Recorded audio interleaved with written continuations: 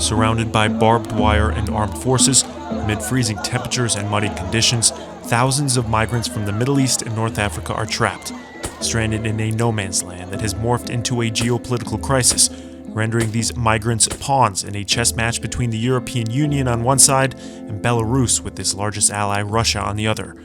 Unable to enter Poland and also refuse re-entry into Belarus, these roughly 4,000 vulnerable migrants are fleeing from instability caused by years of the destruction of war, declining economic prospects, and the rise of illegal armed groups. Arshad Hassan is a migrant from Sinjar, Iraq, though he more recently lived in a displaced peoples camp in the Kurdistan region. He fled the area because of instability. The situation in Shingal is not stable because of the destruction from the war, and there's no security because many illegal armed groups, he told El Monitor. The return of Daesh families from Syria to camps in Nineveh is a major worry for us. Migrants like Hassan hope to find work in the European Union, where there are also strong welfare programs and sometimes family reunification bids for individuals granted asylum. But Poland, backed by the European Union, is determined to deny these individuals entry.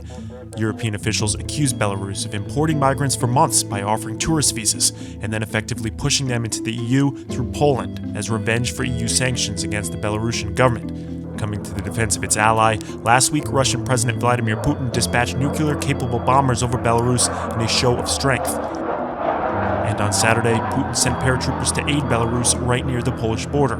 The European Union responded on Monday with fresh sanctions against the regime of Belarusian President Alexander Lukashenko.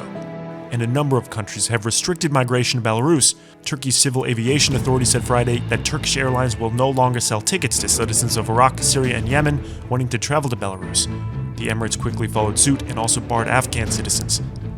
As the political maneuvering continues, the migrants face deadly conditions. Makeshift camps are spread across the remote forested area. Few medical facilities are available, and temperatures drop to below freezing each night. So far, 11 people have died, according to Poland's border group. As aid agencies warn of a worsening crisis at Europe's doorstep, Iraq offered to repatriate citizens stranded along the border. Some have relented. More than 400 Iraqis were repatriated Thursday on a flight from Minsk to Baghdad that also stopped in Erbil. Hassan told Al Monitor he was among those that returned. But others strongly refused, determined to trade the instability of their former lives for what so far looks like an unpredictable future.